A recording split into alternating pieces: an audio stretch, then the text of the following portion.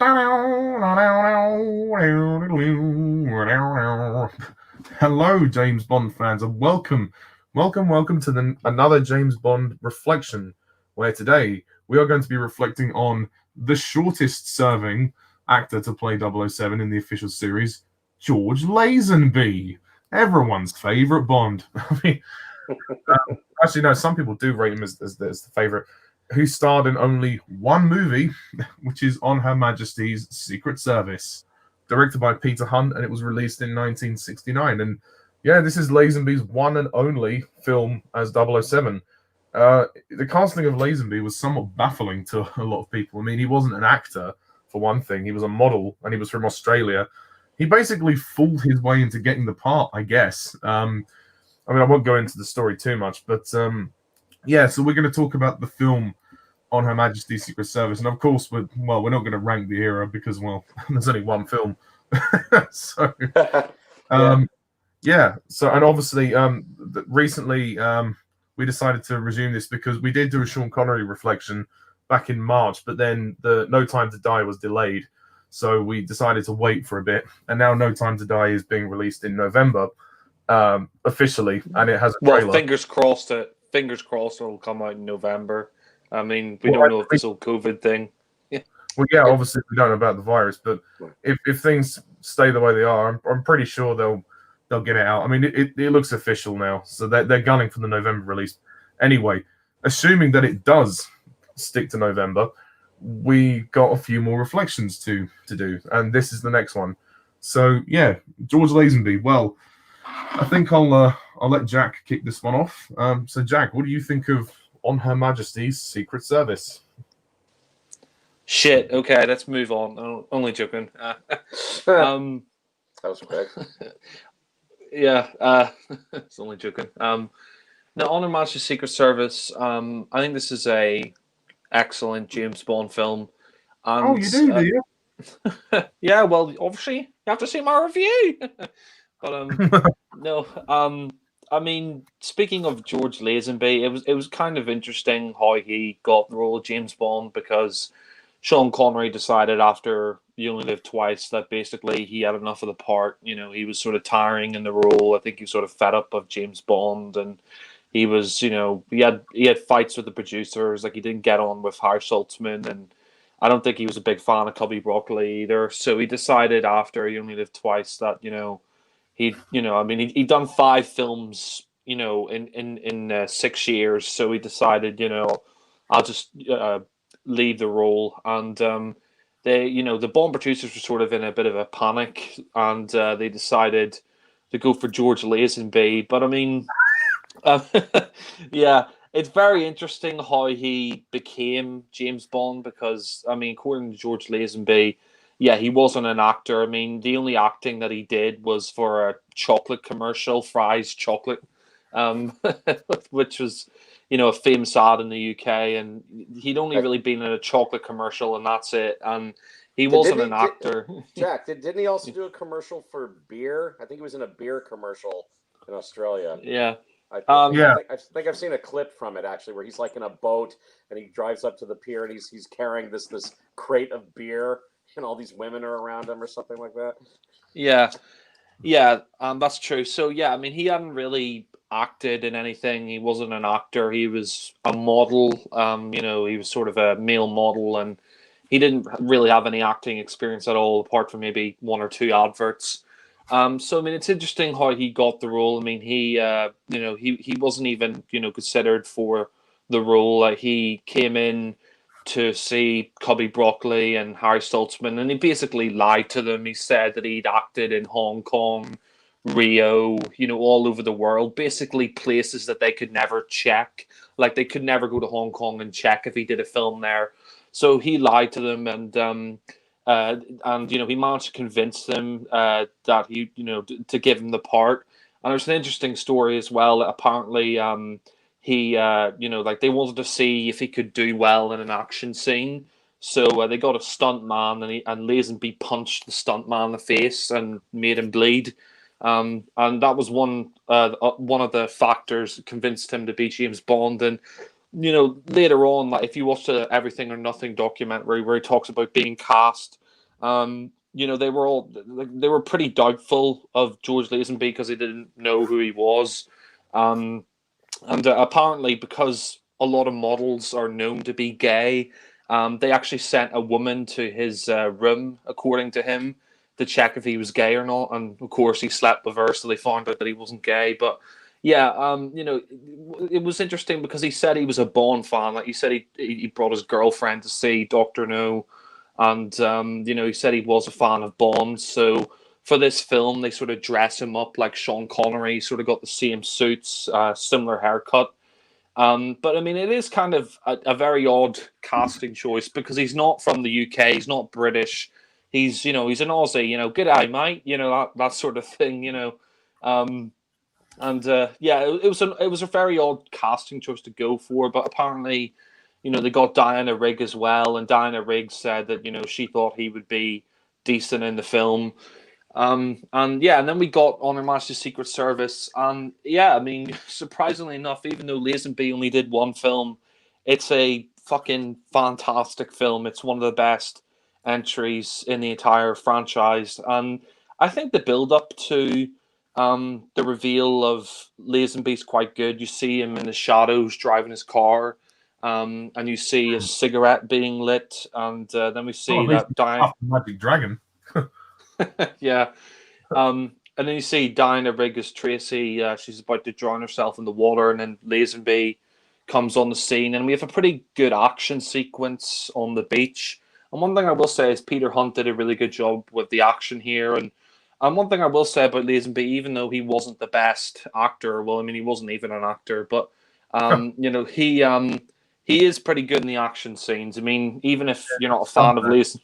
Yeah, even if you're not a fan of Lazenby's performance, which is understandable, I think he's pretty good in the action scenes. And then, you know, he delivers the line, but he's like, you know, my name's Bond. James Bond's got a little bit of an Australian accent in there. I mean, one thing that's good about Lazenby is his Australian accent isn't that thick. It's not like he's saying, like, "G'day, mate, my name's James Bond. You want a Barbie?" You know, it's nothing Did like you know, that. apparently he was dubbed for the Sir Hilary scenes later on. Yeah, I did know that. Yeah, because I don't think you do sort of a posh English accent. But no, I like the scene with him on the beach, and then you got Diana Rigg as Tracy, and you know, he saves her, and then she runs off and gets in her car, and that line, it's sort of become an iconic, infamous line in James Bond. You know, oh, this never happened to the other fella, and that sort of, you know, brings you into the title sequence. And yeah, I suppose it's a fourth wall breaking joke, like, oh, this never happened to Sean Connery. But yeah, then you get the title sequence, and I think the title sequence here is good, although it's not one of my favorites. I mean, they do. What's interesting is because, you know, they're trying to say that this is the same character. It's not a code name. They're trying to say that James Bond is the same, even though it's a different actor. It's the same character. Like, they show clips from other Bond films before this in the title sequence. Like, you got clips from Doctor No, from Russia of Love, Goldfinger, Thunderball, You Only Live Twice. And I really like the music here. I mean, it's funny. It's the only film apart from Doctor No, I think, to not have a song that's sung by someone. And it's a great, you know, theme. You know, dun dun dun dun dun, bam bam bam bam. You know, that's great. And yeah, and then you get into the film properly, and I think, you know, the locations here are really good. I really like all the location work for this. I think Diana Rigg as Tracy is definitely one of the best Bond girls. But I mean, if you want to call her a Bond girl, because she does get married to James Bond, so she's James Bond's wife. She's the Bond girl, Mrs. Bond. Yeah, Bond woman, like as some people would like to say. But yeah, yeah. I mean, I think Diana Rigg is very good in this. I mean, you know, I mean, funnily enough, she was sort of famous before this. Like, she was in the Avengers with Patrick McNee and stuff like that. And I mean, I kind of like. I mean, I kind of like her relationship with Bond in this film. I mean, even though Lazenby, you know, doesn't have a huge amount of range in the role, you know, I do think some of the scenes between him and Tracy are quite good. Like, I like that whole scene where she's pointing a gun at him and she's like, "Oh, suppose if I was going to kill you for a thrill," and he's like, "Oh, I can think of something more sociable to do." and he like grabs her arm, and then we see that as well that she's there's that scene where they're playing poker and she blows all her money, and Bond bails her out. Gives her his money, and then they have sex, and then she leaves. So I mean, it's kind of interesting how she's sort of she's this woman who doesn't really have. I mean, she's sort of. She's got a lot of problems. I mean, like at the start, she tried to kill herself, and she's got a lot of like sort of, emotional issues, which is quite interesting. And her dad thinks that she needs a man to keep her in order. Again, a different time. Yeah, and we'll get to that in a minute. That's very interesting. But yeah, I mean, there's some good action scenes here. Like I said, Peter Hunt, I think, is a pretty good action director. Like, there's that scene where he goes into his room and this black guy attacks him, and it's a pretty brutal fight. That's quite good. And then you get Bond, and there is a one weird scene that I think Calvin Dyson pointed out. There's this midget who's sweeping the floor, and he starts whistling Goldfinger. Like, he's like, he's whistling Goldfinger like this midget guy's who's sweeping this midget guy's like sweeping the floor. Which is kind of odd, like a sort of I guess it's sort of breaking the fourth wall. But I mean, there are a lot of like references to the fact that he's the same character. There's that bit where he goes into his office and he pulls out the dagger that Honey Rider had in Doctor No, then the watch from Russia with Love and stuff, and they're playing like the music from each film. So it's interesting how they're trying to remind you that this is the same guy. One thing, though, I will say it's a bit weird is Lazenby's relationship with Lois Maxwell. I mean, Lazenby was very young when he took on the role. He was like 29 when he played James Bond in this film. And Lois Maxwell, I think, was in her like late 30s, early 40s in this film. And it is kind of... Sorry? I think Lazenby was too young for the role. Yeah, I was going to say that. I think it's kind of awkward, like... I think Lazenby's quite awkward with Lois Maxwell. He doesn't have the same charm that Connery had with Lois Maxwell. Doesn't have the same chemistry. Even Roger Moore, I think, had a lot more chemistry with Lois Maxwell than George Lazenby. And I think as well, Ollie's right. I think George Lazenby was too young to play James Bond. I mean, he was only 29, and in the books, I think James Bond is in his mid 30s or late 30s. He's in his 30s or 40s in the books, and here like Lazenby's 29, and I mean, surprising enough, he looks a little bit older than 29, but I think he was probably a bit too young to play James Bond. But you have some pretty interesting scenes in here. Like I like the character of Tracy's dad. Like there's that scene where Bond, like he thinks he's going to be attacked by these guys, and then he goes in to talk to Tracy's dad, and he says, and he's this head of this like crime, like European crime syndicate or something like that, and he says, "Oh, Tracy, she's got issues, she's got emotional issues, and we need she needs a man to dominate her and stuff." Like, I mean, this is very. I suppose this is a bit dated now, like the fact that, he says, oh, like a man to dominate her and stuff. But it's interesting that he suggests to Bond, he says, oh, I'll give you £1 million in gold or whatever it is, or I'll give you £1 million if you marry Tracy. And he says, look, well, she's a nice girl and all, but I just, I don't know if I could do that, which is quite interesting. But yeah, I mean, I think... there's some really good scenes in here. Like I like all the scenes where Bond is with Tracy. Like there's that whole scene where Tracy finds out. She forces her dad to tell her like what's going on between him and Bond, and he's saying he tells her the truth that that he was going to get Bond to get with her, and he was going to give Bond information about where Blofeld was in exchange. So I mean, I quite like that bit. Where she says, "Oh, Mr. Bond, have no further use of me." Although saying that, Lazenby's acting is pretty wooden there. It was like, "Oh, another mistake." Like, yeah, it's just so wooden, like the way he delivers it. Like she's like, no, like she's really emotional and all that, and he just says it sort of in a jovial tone, like another mistake, and He's like, oh, I always thought that relationships, or whatever, like yeah, between friends or even lovers, like All the time in the world. yeah, yeah. No, I mean, I think Lazenby's delivery here is a bit wooden, like yeah, like another mistake. But I do like the scene afterwards, like the montage, like of them falling in love, like them walking on the beach and all this stuff, and you got the beautiful song by Louis Armstrong. That all he was just singing there. We have all the time in the world, time enough for love to unfold.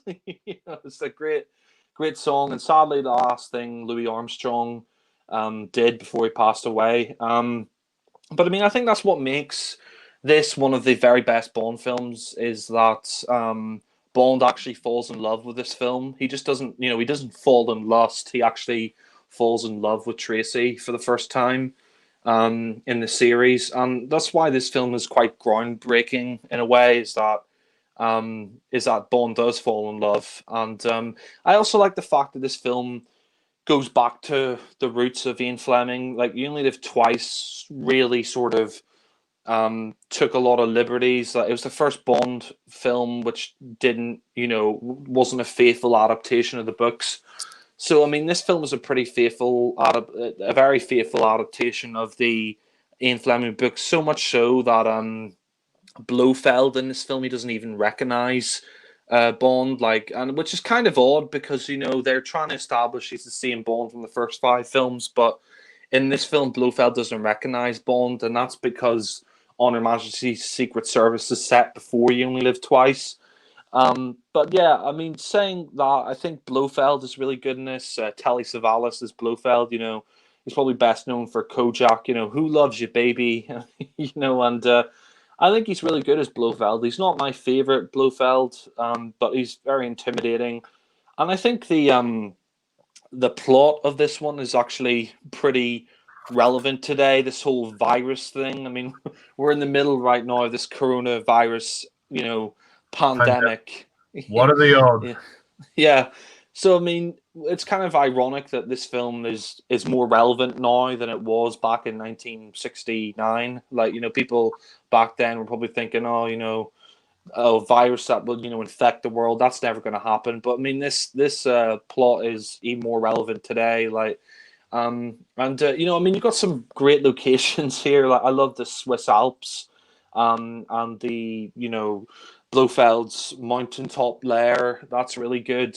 And the Bond girls, I have to say here, like Blofeld's girls, they're very attractive. You got Catherine Schell as one of Blofeld's girls, and yeah, and you got a lot of other good scenes there. I mean, one thing I will say though is probably the most cringy part of the film for me is when they dub Lazenby and they have him dress up in these stupid glasses, and he's got this ridiculous hat.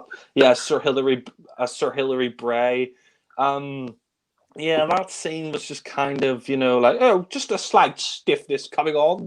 It's just kind of. Forgive me for interrupting. I think it was unnecessary. I mean, I've seen cringier stuff in the Bond series, but yeah, it didn't really work. I suppose it felt out of place. As well, Lazenby was dubbed, as you say, so I would have reduced the length of that scene. That's only a tiny thing, but the film does feel a bit slow at times during that moment. Yeah, and I think those scenes at Blofeld's mountaintop lair, that's where the film starts to drag a bit. I mean, up until this point, this is the longest Bond film. It was nearly 2.5 hours. And at points it does sag a bit. I will say that there are points where it does drag a bit. But nonetheless, it's nice to see all those Blofeld girls. And one thing I will say that is a little bit necessary as well is I don't really think we needed to see Bond with all these, Blofeld girls, like, sleeping with all of them. Like, he's in a relationship with Tracy now by that point. He's in a relationship with her and he loves her, but he's still sleeping around like a bit of a sleaze. Yeah. So I agree. Yeah, yeah, and I don't think that was particularly necessary. But you do have some pretty great action scenes here. Like, I like the scene where Lazenby's with one of the Blofeld girls. He gets knocked over the head, and then he wakes up. And then there's Irma Bunt, and you've got Blofeld there. And I like the bit where Blofeld's smoking a cigarette, and he finds out that he's Bond, and he's like, Sir Hillary would never sleep around with defenseless young women or something like that. And then I think Bond says something which I don't really understand. He's like, "Oh, it'll take more than cutting off your earlobes, Blofeld," which was a bit weird. But one thing about the Sir Hillary line that you just mentioned, are they trying to imply then that the real Sir Hillary is gay or camp or something? I think they're trying to say he's gay because when he arrives there, he's not really interested in all the women. And I think one of the Blofeld girls says, "Oh, I know what he's allergic to," and then I think Catherine Schell says, "Oh, they told me you didn't like women." So they think Sir Hillary's gay because he's not really interested in women. But one thing that was Hilly. yeah, call me Hilly. Yeah, that's another cracking line. I do like. We find out in this film that Bond's motto is "the world is not enough," which is quite good. His family motto, I like that. But yeah, I mean, you do have some good action scenes towards the middle of the film. Like there's that scene where Lazenby's locked up in that engine room or whatever it is, that mechanical room, and he rips off the insides of his pockets, and he climbs across this metal wire, and he's like climbing down the mountain. That was pretty cool. He'll be climbing down the mountain when he comes. Yeah. And I do like some of the action scenes. Like it's nice that he sees Tracy there. I mean, funnily enough, Tracy's like not in a lot of the first hour of the movie, but I mean, I like the scene where he sees Tracy again, and there's that really great car chase where Tracy's driving the car and she's being chased by those guys. And what I like about Tracy is that she's sexy, but she's also intelligent, and she can sort of look after herself. Like she's really good in that car chase. And one scene I will say I do like, it's probably one of only two scenes with Lazenby I think are good, is the scene in the barn where he says, "Oh, I love you. I'll never find another girl like you." He's like, "Oh, will you marry me?" I thought Lazenby, I mean, his acting in the rest of the film is quite dodgy, but I actually didn't mind his acting in that barn scene where he says, "Oh, I'll never meet another girl like you," and will you marry me, and all this, and and then he says, "Oh, let's not have sex tonight," and then she goes to bed, and then he knocks over that bit in the barn. They fuck anyway. It's just kind of funny. Oh, James. Yeah. But I mean, the scene after that's really good. Like where they're skiing down the mountain, and that's one of my favorite ski chases in Bond. Where they're skiing down the mountain, and we see that Bond knocks a couple of guys off the mountain and they die. Sorry. He had a lot of guts. Yeah, I was gonna get to that. Yeah. I think that's a good one-liner, but the way Lazenby delivers it is really wooden. Like, he had a lot of guts. Like, come on, George, Yeah, but I mean, one thing I will say is maybe there's a little bit of, maybe it's a little bit obvious. You can see some of the back projection when they're skiing down the mountain, but that's not too bad. But I mean, I think really where the film is what I really liked about the film was the final act. I think the final act's really good, where you see Bond after he escapes, he returns to see Blofeld, and it's interesting that all the Blofeld girls are hypnotized and they're given these viruses, and they're going to go around the world and infect the world with viruses unless Blofeld is pardoned and all this stuff. And it's interesting that Blofeld, he keeps Tracy prisoner in his mountain top lair, and it's interesting that sort of Blofeld tries to come on to Tracy. He's like, "Oh, you could marry me, you could be with me," and all this stuff, and she's sort of playing along with him.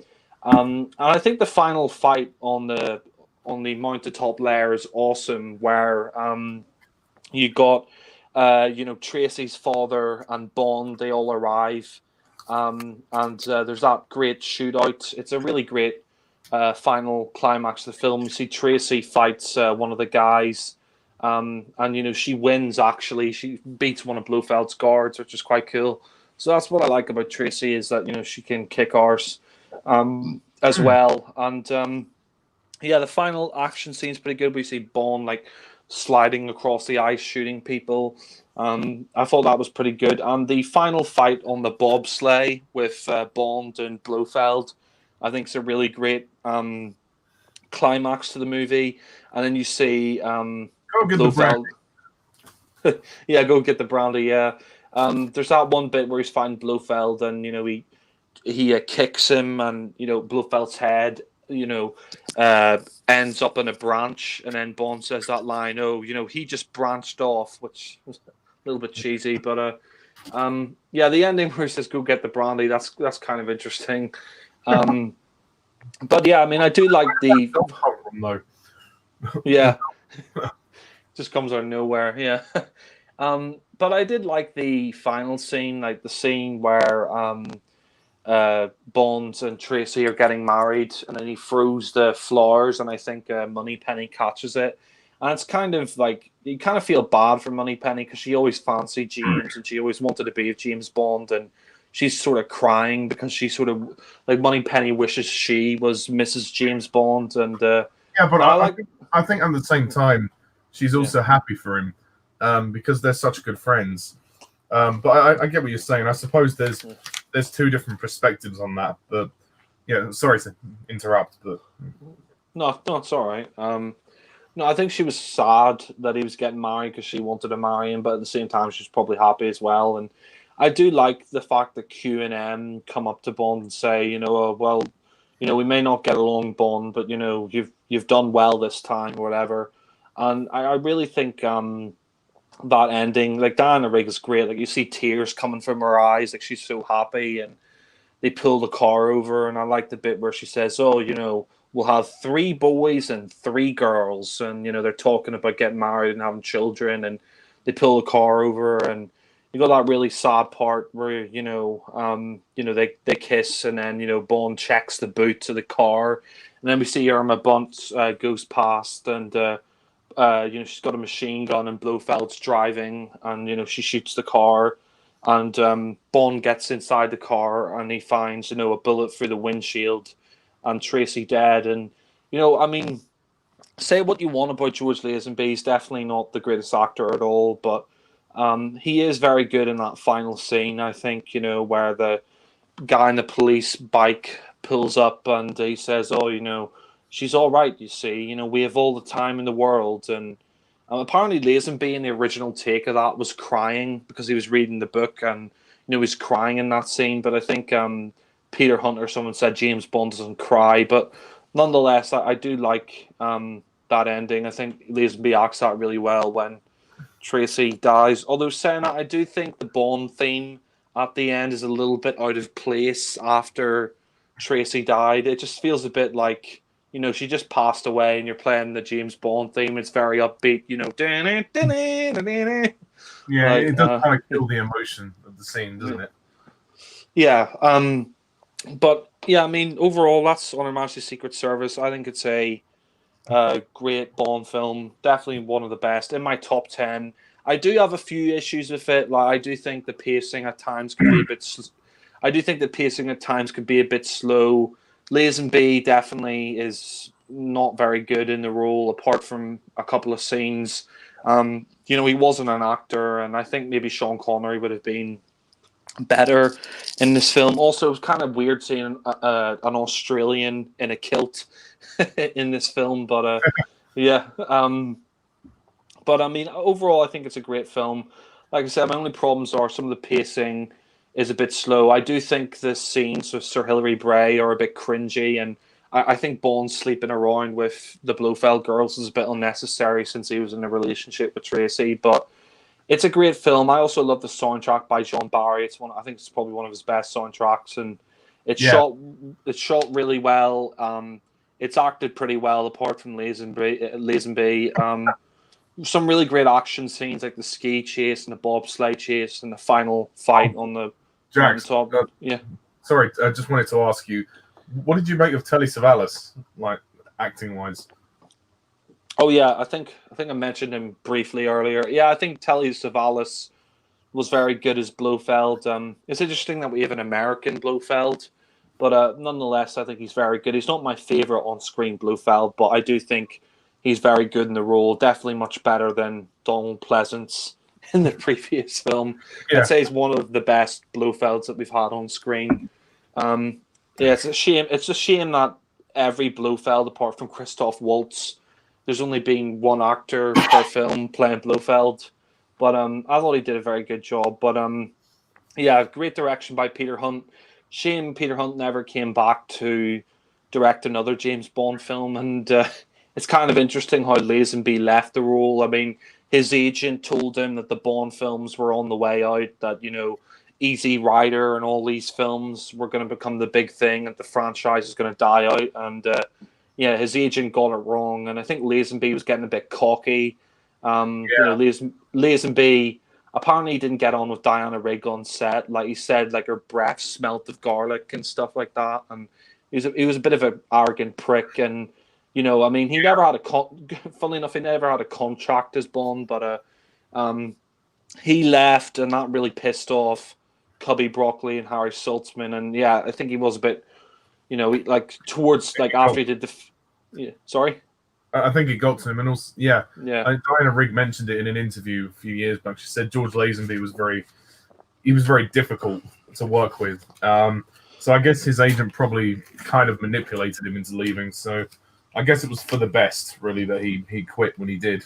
Yeah, I mean, I'm glad he did, because if Lazenby stayed on, we probably never had Roger Moore, and I'm glad we got Roger Moore, because I think he was a much better actor. I mean, at least he was an actor. He had acting credits behind his belt before he did James Bond. Yeah. I mean, I think since Lazenby's left Bond, he seems now to be sort of have changed his ways, and he seems to be very nice. I mean, certainly from what his posts on social media say. But I think at the time he was young and obviously very hot-headed. So yeah. That wasn't going to fly. Yeah. I mean, I don't know if Alan knew this, but George Lazenby in his Facebook, he put up a Facebook post about Roger Moore and saying that he and Roger Moore used to email each other and stuff. And I left a comment saying, you know, I have a lot of respect for you, Mr. Lazenby, because of your friendship with Roger Moore and stuff. And he loved my comment, which was really nice. He actually he liked my comment, which was really nice. But yeah, very nice. Yeah. So yeah. In conclusion, like I said, it's a great film. My only complaints is like some of it is a bit drawn out. Maybe you could have cut it, you know, a little bit shorter. I think there's some parts of it that drag, and you know, the scenes of Hilary Bray are a bit cringy, and like I don't think Blonde needed to sleep around with Blofeld's girls, but I was born. yeah, 1969 came out the year Alan was born, so that's interesting. So yeah. I think it's really great. Definitely my top 10 Bond films, probably in the lower half of my top 10 Bond films, but still very good. And I'll close off by giving it a 10 out of 10. So yeah. Great. Well, thanks, Jack. So I guess we move over to Alan. Hello there. All right. The George Lazenby era begins and ends with On Her Majesty's Secret Service. Yeah. There's a middle in there somewhere as well. Yeah, the middle of the movie. That's the middle of the George Lazenby era. Yeah, George Lazenby. You know, I'm going to stand up for George Lazenby, and I'm going to say that I thought he was a good Bond. He still gets a lot of flack for various reasons. I mean, as you're right, he's the shortest serving of all the Bonds. He only did one movie. I mean, Timothy Dalton can brag that he played Bond longer than George Lazenby, and Dalton only did 2 movies. Yeah. And there's always going to be some fans who don't particularly care for Lazenby's performance. I also know some of the film critics, certainly back in 1969. Yeah, the year I was born, man. That should tell you how old I am. But the movie critics in general were not particularly kind to George Lazenby. But then again, my God, he was replacing Sean Connery. And he was an unknown. I don't think they would have they would cast an unknown as James Bond now. I mean, you would absolutely want a big name actor, or at least a known actor of some sort, to play 007. But back then, they're searching around for the new James Bond. Who's going to succeed Sean Connery, and they're like, okay, we found our new James Bond. Who is it? George Lazenby. Who? Yeah. Who? Yeah. George All Lazenby. they knew was like, oh, he's an Australian model. So yeah, and nobody had heard of him. Like, literally no one. but yeah, you're right. Yeah, it's a very interesting story about George Lazenby, and if I can add on to what Jack said, that Lazenby, he was an Australian model with no acting experience, although he had done a few commercials, and I do remember seeing, it might even be on YouTube. There was this commercial he did for beer, I think in Australia, where he's driving in a boat and he's driving up in the boat. He's got these crates of beer in the back of the boat. And he's waving to all the girls that are on the pier. And Lazenby, I mean, he is well built. What you got to say about Lazenby, he certainly has the body of James Bond. I mean, the guy is very well built, and and he's carrying the crate of beer, and all the girls are so happy to see him and all that. But sorry to interrupt. Just out of interest, the beer wasn't called Foster's, was it? It might have been. Which is an Australian beer. You're absolutely right. It could be Foster's. That's the only reason why I asked. Sorry. No, you're right. Yeah, that Foster's beer comes like in a really huge can, like huge. I mean, it's like an oil can of beer. I mean, that's it's like one can 500 milliliters or something. It's a nice beer. I've had it before. It's lovely. It is a good beer, yes. But that one can of beer will keep you going the whole day or the whole night because it's a huge can of beer. So yeah, it might have been Foster's because that's an Australian beer. George Lazenby is Australian, so yeah, you're right. It might have been Foster's beer that was the commercial he was in. But yeah, by Lazenby's own account, he had kind of a big ego back in the day, and he was young. He was 29, although I think he looks a little older to me. So he might have been, in reality, he might have been too young to play Bond, but he looked older to me. He looked like he was in his 30s when you watch him in the film. At least to me, he looks older. But he had kind of a big ego, and he basically, for lack of a better term, he basically conned his way into playing James Bond. That he, he was kind of full of himself. I mean, he bought a Rolex watch and dressed all really nice. It's like he somehow managed to get his way into the offices of Broccoli and Saltzman and say to them, "Hey, I hear you're looking for the next James Bond," and Jack is right. Yeah, he told them stories that he had done films in Hong Kong and other places and all that. But the truth is, he had no prior acting experience other than appearing in some commercials for beer, and maybe there is a commercial he did for chocolate, although I've never seen that or heard of it before. But that's probably true. But yeah, the truth is, he had no acting experience. He had never done any actual films or whatever. But they liked his look. They liked his physique. I guess they also liked his confidence because he was very, very, a very confident kind of guy. And the clincher for them was that he did some audition fight scenes, and he went just a little overboard with the stuntman he was doing the audition fight scene with her. He wound up punching the guy a little too hard in the face, and he broke the stuntman's nose, actually. And that was the clincher. That was what convinced Broccoli and Saltzman that this is our new James Bond. And even though he was an unknown, they were impressed with him in the end, and they told him, "Yeah, we're going to go with you." So there you go. George Lazenby becomes the new James Bond. But again, he was an unknown, so they really were taking a gamble, a big one, going with Lazenby. But okay, they gave him the part. They gave him the chance to strut his stuff as James Bond, and On Her Majesty's Secret Service, that wound up being his one and only James Bond movie. But it's a great one. It's a classic. I mean, regardless of what you think of George Lazenby as James Bond, and sadly, this one movie is all he has to show for himself as James Bond. But the movie itself is terrific.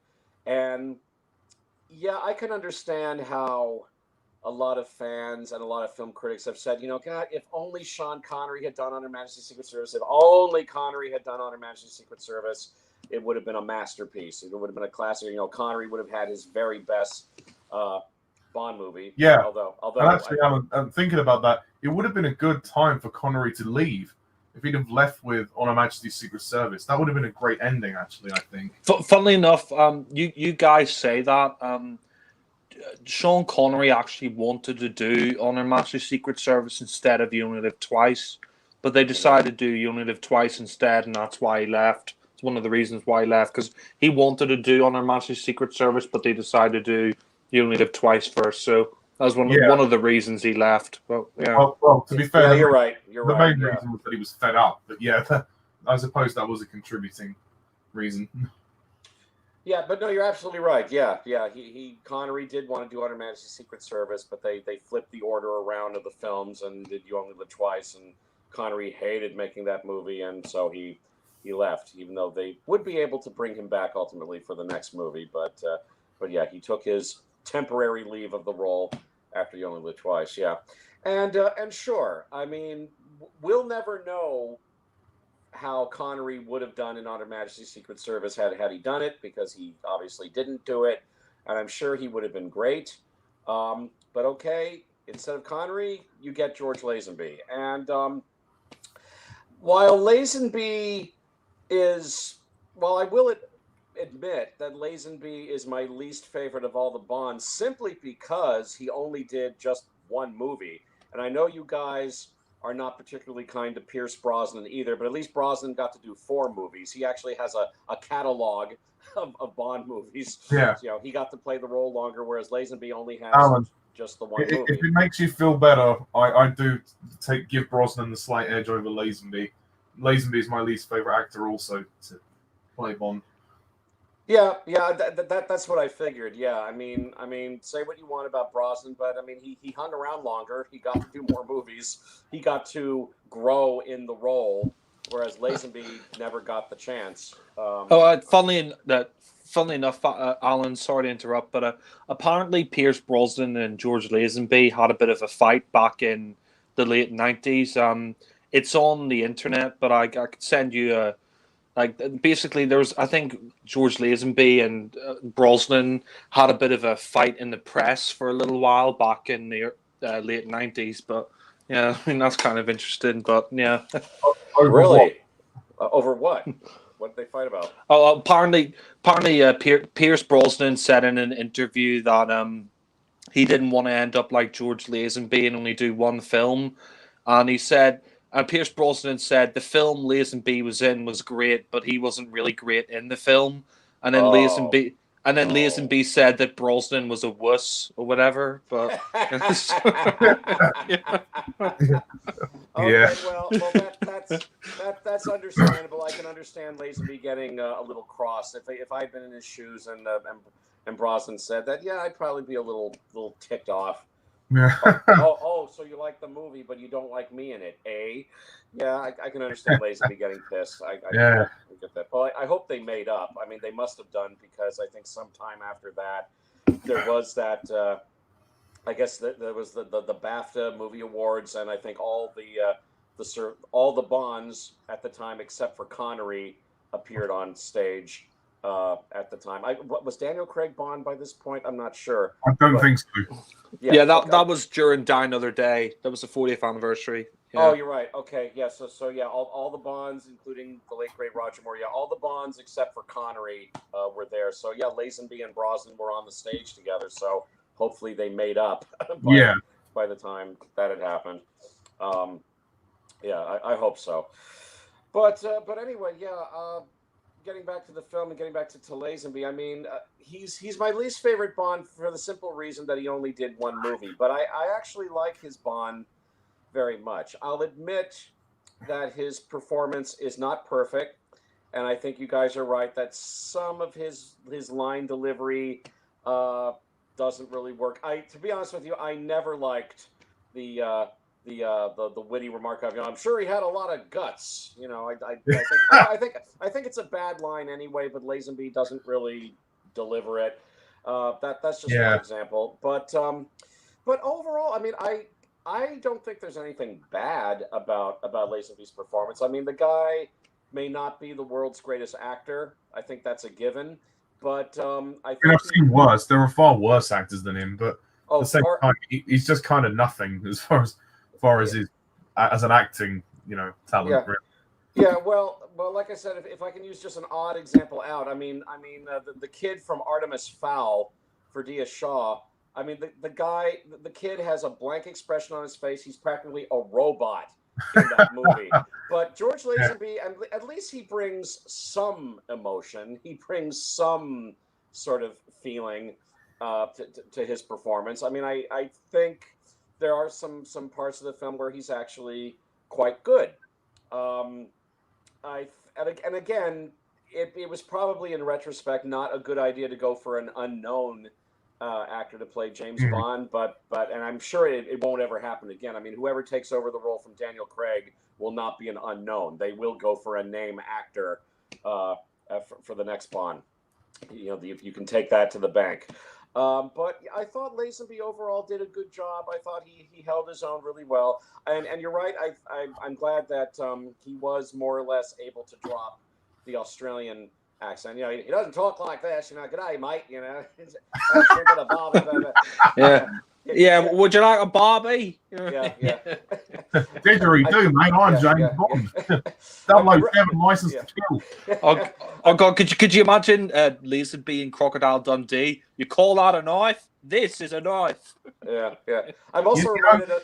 Yeah, I gotta say, I'm also reminded of that hilarious Monty Python sketch with Graham Chapman and Eric Idle playing these two Australian guys called Hank and Roy, and they're in the outback trying to hunt a mosquito. Eric Idle's like, yeah, there's a way to kill a mosquito. First you respect him, then you kill him. Yeah. And they're trying to attack the mosquito with a tank and with bazookas and all that, trying to kill a mosquito.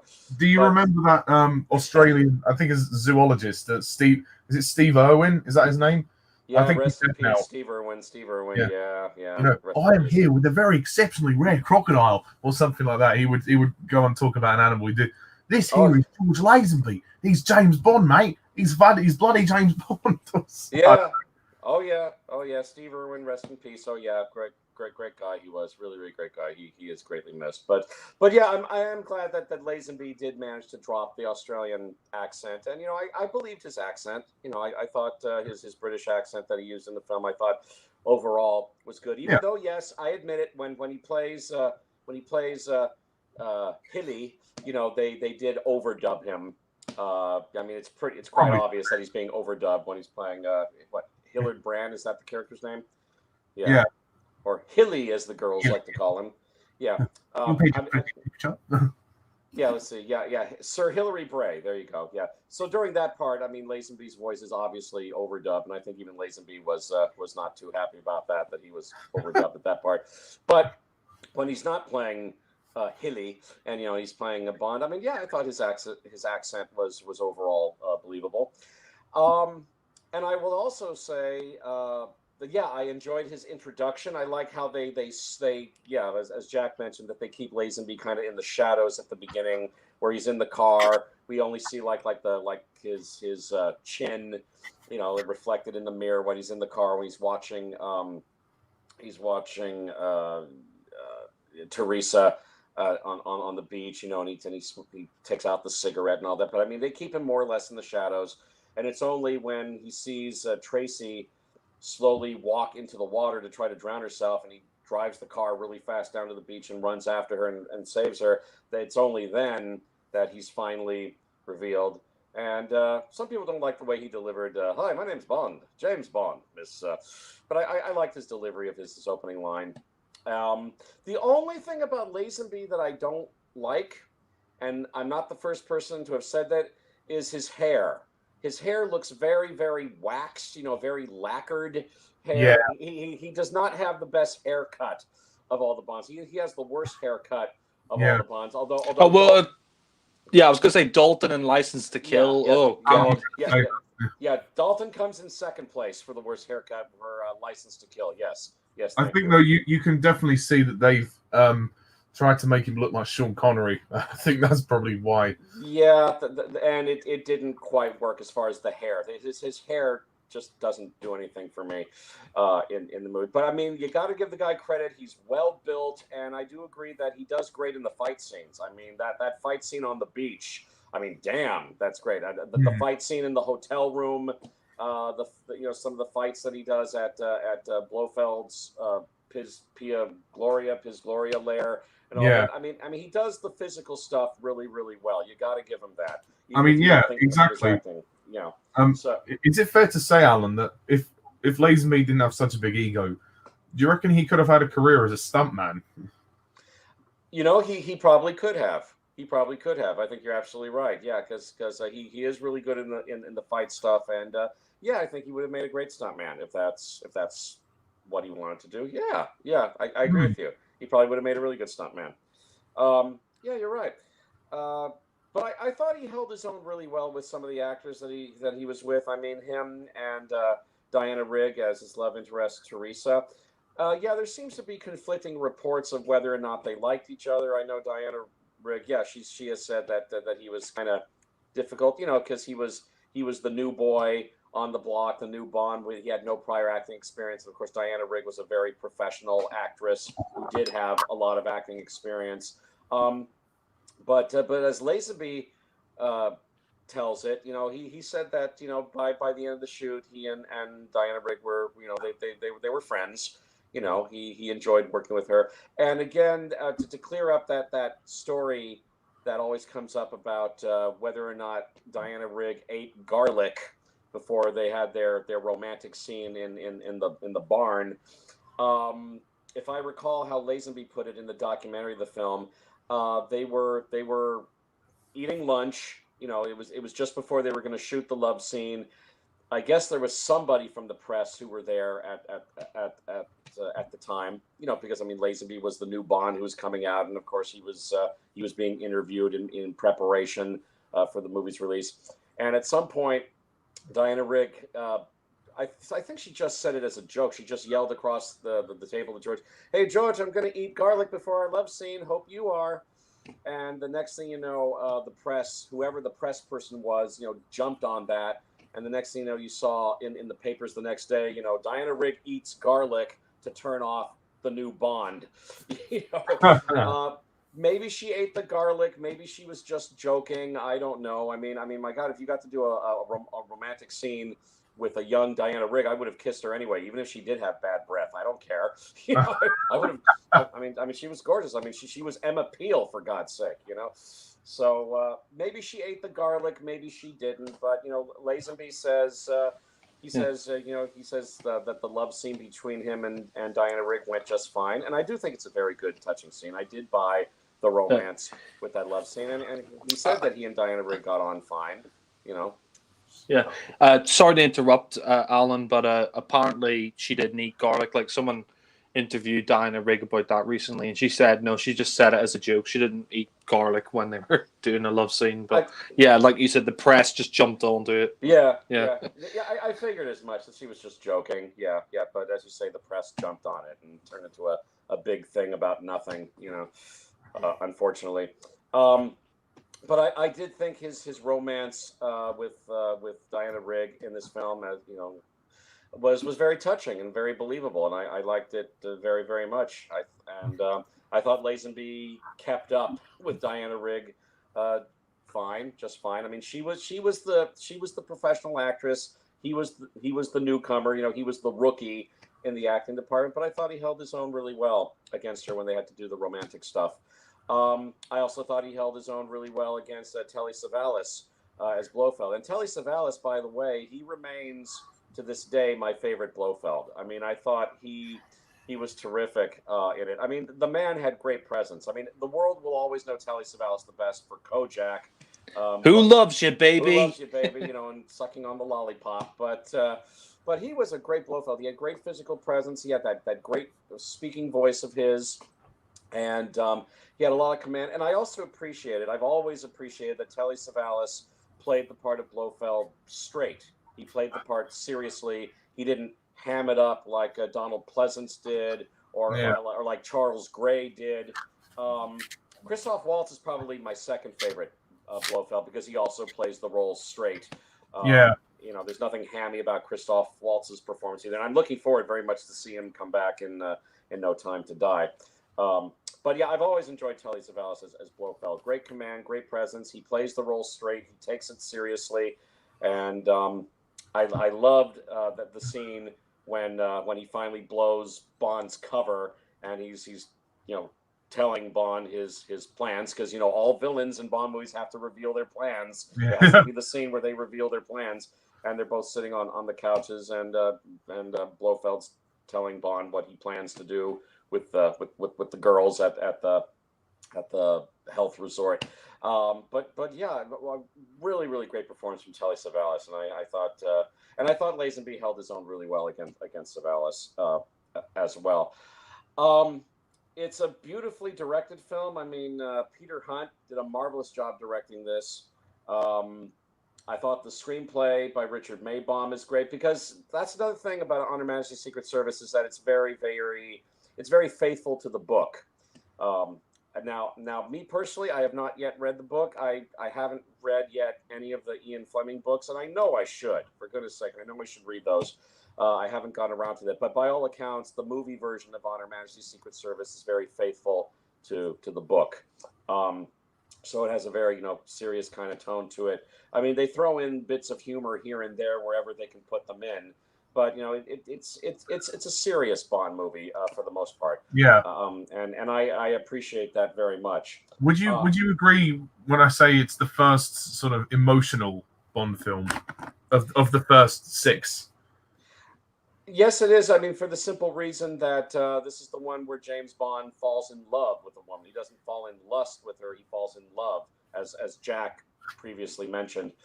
So for that reason alone, it's definitely the most serious of the first 6 Bond movies for sure. And so it did offer something different. It wasn't your usual kind of Bond movie. This one had a more serious kind of tone to it, and I really appreciate that. That's one of the things I've always enjoyed about On Her Majesty's Secret Service. Yeah, great direction by Peter Hunt. This is definitely one of the very best music scores John Barry ever did for a Bond movie. I mean, I've got the soundtrack album. I also love his soundtrack music for Thunderball, so that's another one, because I love Thunderball because I just do.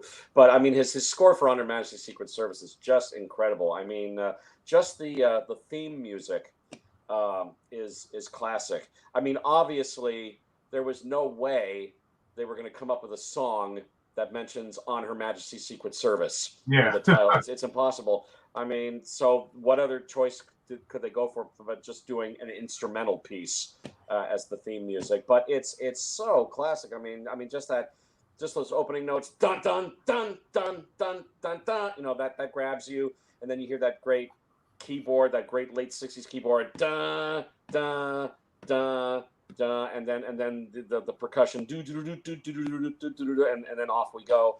And what a great idea to have the title credits, especially because this is a new James Bond who's premiering this film, to have a hourglass, and in the hourglass we see a montage of scenes from the previous James Bond movies, even though there's no shots of Connery in these scenes, obviously, but basically just to remind the audience that this is James Bond. This is the same character. Not the same actor, but it's the same character. He's just regenerated. Yeah, he's regenerated. Exactly.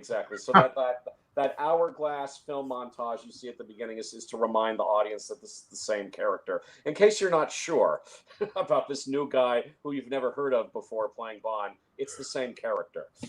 So it looks great. And again, you've got the classic John Barry theme music, and of course, you still have your shadows of beautiful women showing up.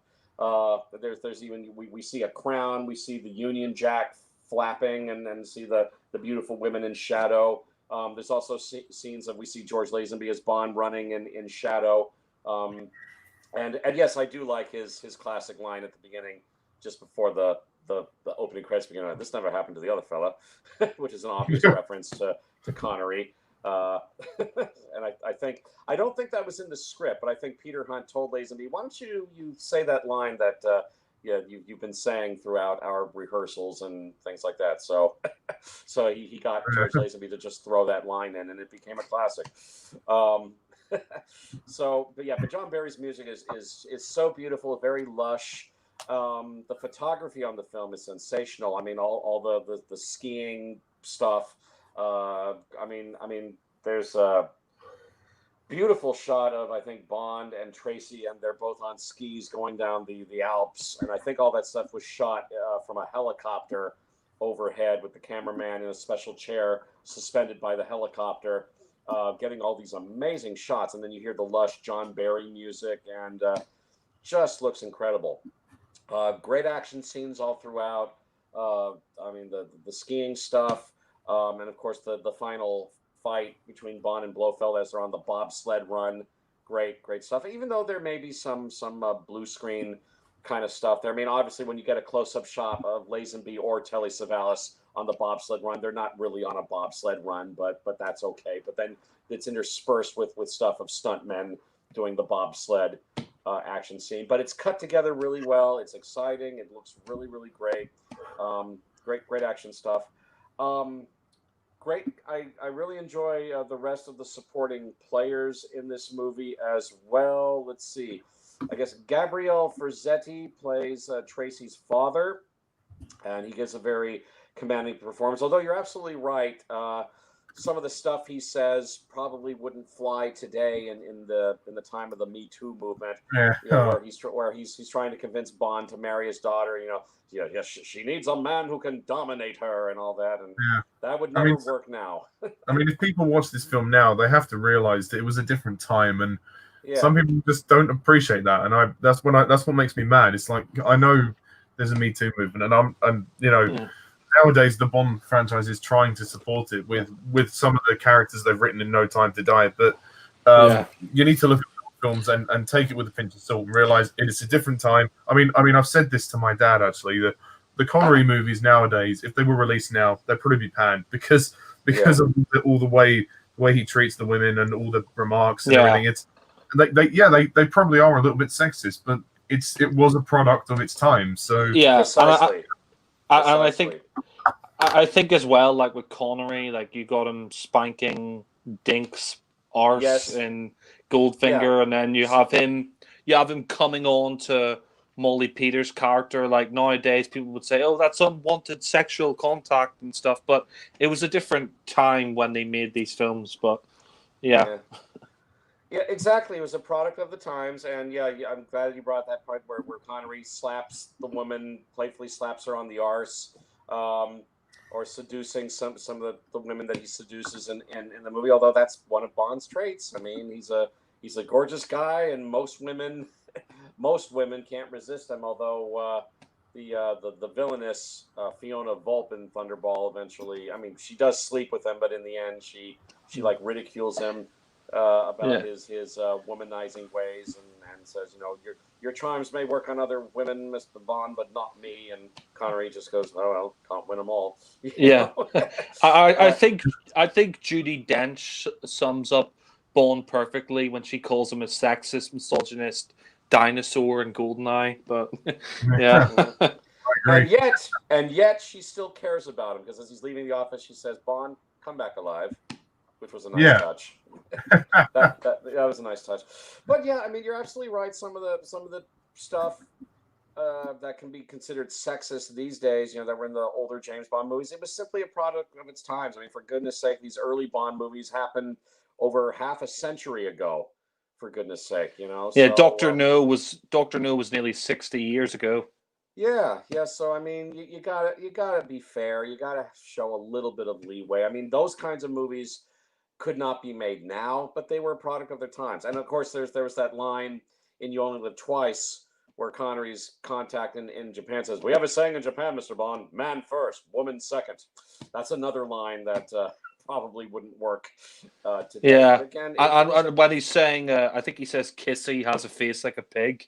That wouldn't you wouldn't get away with that today. But these Bond movies from the early days, they were a product of their time. So try to be forgiving. Just try to do the decent thing and be forgiving. We know these kinds of movies wouldn't work now, but back then it was it was a product of its times. So you're absolutely right about that. Yes, to continue, I mean, I enjoyed Gabriel Verzetti as Tracy's father. I thought he was very commanding. I also enjoyed the various women who are at, they're known as Blofeld's Angels of Death, who appear at the health clinic at Piz Gloria. And you've got some well known women among there. I mean, Joanna Lumley from Ab Fab fame. She's one of the women there. Catherine Von Schell, who's done a lot of work. She also popped up in Doctor Who and City of Death. She's done a lot of work.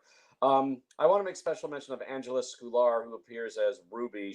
I think she's like she's the most funny and the most ditzy of all the girls at the health clinic, and she thinks that Bond is Hilary Brace, so she calls him Hilly. Oh, Hilly, and she's very very funny, very cute. Oh man, the poor woman though. I mean, she passed away about 9 years ago, but she had a lot of mental and emotional issues, and she actually killed herself by drinking like acid drain cleaner or something. I mean, ugh, what a terrible way to go. But apparently, she was indeed a very troubled woman later in life. I'm sad to say. Yeah, so, but so was she depressed then, or something? yeah, I would think. I mean, it doesn't really make much sense because she was married at the time. Let's see, she was married to actor Leslie Phillips, who I think is a well-known actor in Britain. She was married, but apparently, yeah, she had some mental and emotional issues. She was an alcoholic. She did suffer from depression. That's also mentioned on her page. But yeah, she actually drank acid drain cleaner. Ugh, to kill herself with. I mean, it's horrible. yeah, just horrible. But so Who's this, if you don't mind me asking? Angela Scular, who played Ruby at the clinic. Oh, Hilly. She's the Bond girl with the curly hair and the ditzy attitude. She wears glasses when we first see her. Yeah. And I think she's also the Bond girl. Is she the Bond girl who writes on his leg under the table? Yes. Yeah, she does. Yeah. So I think that's her. Yeah, but yeah, very good actress, very beautiful lady, and so sad that she's gone and that she went out the way that she did. But rest in peace, Angela Scular. But she's great. I enjoy all the other Bond girls at the health clinic. I think Lazenby must have been in total heaven with all these beautiful women all around him, making the movie. I mean, what guy wouldn't enjoy that? But yeah. Oh, the final action scene of Piz Gloria, where they bring in the helicopters and Bond's going after Blofeld, and there's all the explosions and the fights and all of that. All of that stuff is really great. I want to make mention of that as well. I also want to make mention in a good supporting role. There's actor Bernard Horstfall as 007's colleague. The character's name is Sean Campbell. He assists Bond in his mission, although he eventually gets killed by Blofeld. But we saw Bernard Horstfall quite a bit on Doctor Who. He's in my favorite Doctor Who story, Planet of the Daleks. He's in Deadly Assassin, my favorite. Yes, the Deadly Assassin. I was going to mention that. He's in the Deadly Assassin. He was in the War Games as one of the Time Lords at the end. Oh, the Mind Robber. He played Gulliver in the Mind Robber. So, yeah. So Bernard Horstfall, we've seen him quite a bit. So yeah, he has a really good supporting part in this movie as well. Yeah, this is a terrific film. The only criticism that I have of it, just one, is that being that this is one of the lengthier Bond movies. It's 2 hours 22 minutes. For the longest time, it was the longest Bond movie until Spectre came along, and now Spectre is going to be topped by No Time to Die as the longest Bond movie. Yeah. But for many years, On Her Majesty's Secret Service was the longest Bond movie, and there are times in the film where things get a little too talky and the pacing does slow down.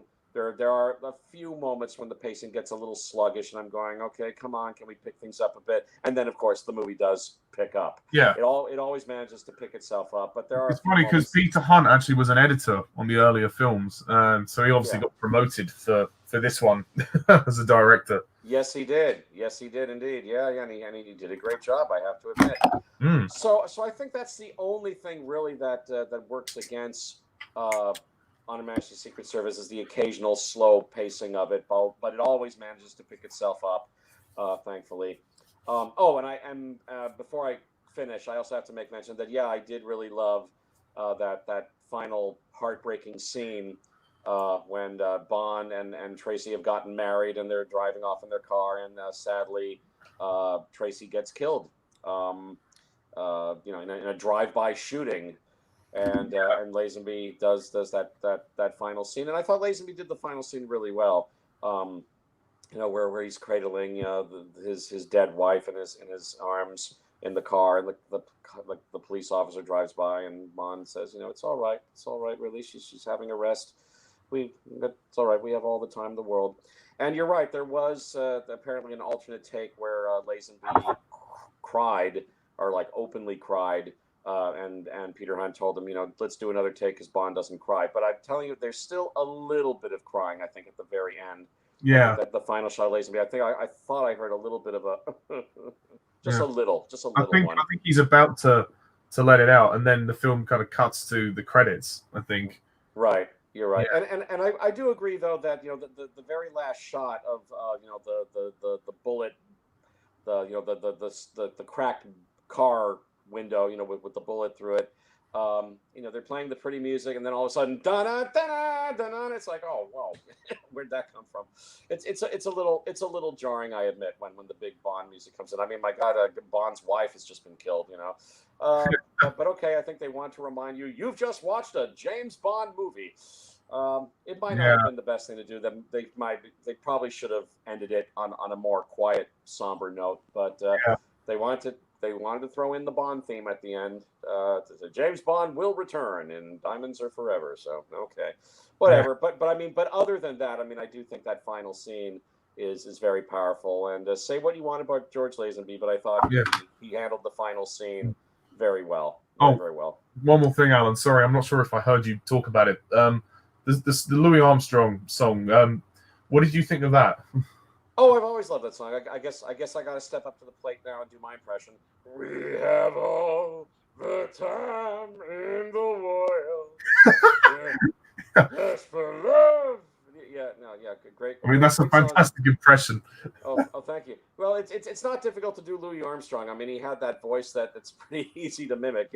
Well, hello, darling. Well, hello. I'm too sexy for my shirt. So sexy it hurts. Yeah. He was just as famous for his singing as he was for his horn playing. Yeah. I've always enjoyed his singing voice. He had a very distinctive voice. The moment you heard that singing voice, you knew it was him. Yeah. Of course, he was also great. I guess it was trumpet. I think that was his main instrument. He played trumpet. I think. And yes, you're right that We Have All the Time in the World. I think that was either the last or one of the very last things he recorded, because he wasn't in the greatest of health when he recorded that. I think they might have even had to help him stand in the studio in some way, because I think he was in a little bit of pain at the time. He didn't have much longer to go, sadly, when he recorded it, but he gives a vocal performance, for the ages. It's one of his best vocal performances and one of his best known songs, besides Hello, Dolly, which is the other big song that he's known for. What a wonderful world. Oh yes, what a wonderful world. How could I forget that? Yes, oh yeah. And I think to myself, what a wonderful world. Oh, yeah. Yeah. God bless Louis Armstrong. And, that's a great song. We Have All the Time in the World. It's kind of funny, actually, that he did end up becoming a very popular singer. It's weird because his voice is grovelly, but it's actually pleasant to listen to, which is kind of jarring in a way, but in a good way. Yeah, it has like a friendly, uncle or friendly grandpa kind of sound to his voice. There's something comforting about his singing voice, very, very pleasant to listen to. It's fun to listen to Louis Armstrong sing as well as play the trumpet. Very talented guy. He is greatly missed, but I really I've always enjoyed We Have All the Time in the World. It's a lovely song. Great arrangement to it as well. I guess that's another thing you can thank John Barry for as well. But wonderful song. So guys, On Her Majesty's Secret Service. This has always been one of my very favorite James Bond movies, and I guess I also have to say that George Lazenby left the Bond series after doing just this one movie because, as Jack already mentioned, Lazenby got very bad advice from his agent who told him that, oh, James Bond isn't going to go on anymore. I mean, it's 1969, and Connery's not around anymore, and nobody really cares about Bond anymore, and blah blah blah, which turned out to be bullshit. But Lazenby bought the bullshit, and he went, okay, I guess I'll leave. So he did, and but I mean, Lazenby has definitely said on more than a few occasions now that he definitely regrets that decision, that he should have done at least one more Bond movie. So he knows he made a mistake leaving after only one movie. Funnily enough, Alan, apparently he was offered to appear in the Never Say Never Again remake as Bond, but then it eventually went to Sean Connery. Yeah. Oh well. What might have been, But at least he's honest about that. He goes, yeah, I should have done at least one more Bond movie. Yeah, I shouldn't have left. My agent was wrong. But at the very least, and by the way, another thing I have to admire about George Lazenby, even if he's not the world's greatest actor, is that he is a survivor. He did run into I think a few financial difficulties after he left the Bond series, and although you can say that Lazenby brought that upon himself, but he survived it. He did manage to get other film work, although amazingly he did wind up making movies in Hong Kong. Yeah, he actually apparently he made a few films for Bruce Lee. It's kind of funny. Yeah, so that was his way of paying the bills back in the day. He also makes a funny cameo appearance in the Kentucky Fried movie made by the same people who did Airplane and Top Secret and all that. Lazenby's in that in one particular sketch. Look for him if you ever watch Kentucky Fried movie. But he's a survivor. I mean, he did manage to get work, even if it wasn't work that was checked out by that many people. He also made some very good business investments, and the guy, he's a survivor.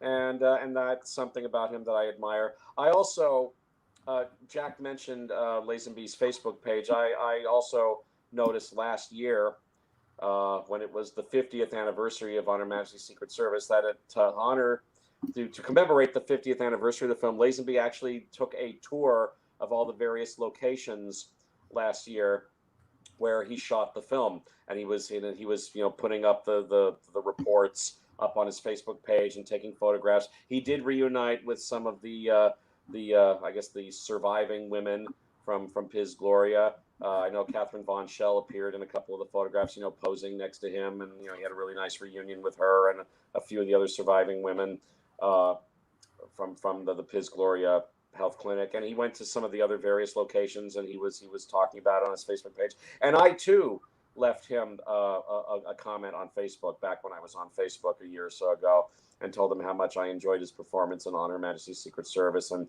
I said to Lazenby, you had a really big pair of shoes to fill following Sean Connery, but I thought you filled those shoes really well. And Lazenby left a like vote on my remark, which was nice of him to do. So both of our comments got liked by Mr. Lazenby. Yeah, so that was nice of him. And by all accounts, he's a really nice guy, and he's a survivor. He's the most short-lived of all the Bonds, but I personally thought he was a good Bond. For that one movie, he was a good Bond, and he is a survivor. And, I guess as well, when he was making it, he was probably quite immature, and perhaps it was a learning curve. It was a way for him to kind of grow up.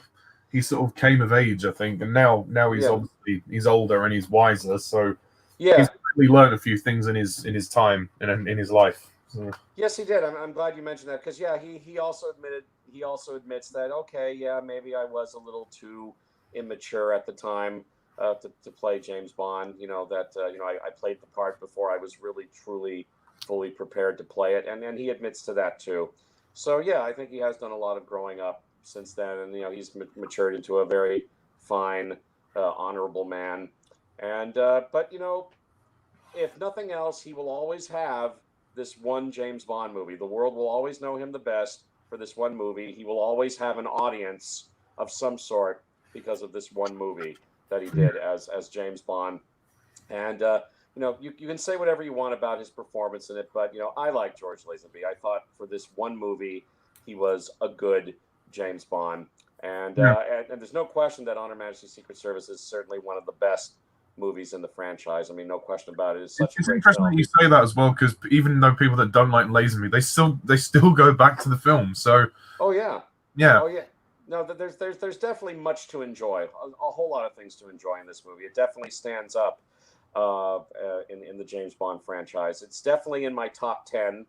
I think it's currently number 7 on my personal top 10. So it is sitting, quite comfortably still in my top 10 favorite James Bond movies. I think it's that good. The only criticism I have of the film is the occasional slow pacing, which kind of works against it in spots. But other than that, it's a terrific James Bond movie. So thank you, George Lazenby, for your fine contribution to the James Bond franchise, and it's a great movie. And yeah, I love On Her Majesty's Secret Service. So on a scale of 1 to 10, I will give On Her Majesty's Secret Service a very affectionate 9 out of 10. Thank you, Alan. Well, I guess that just leaves me then.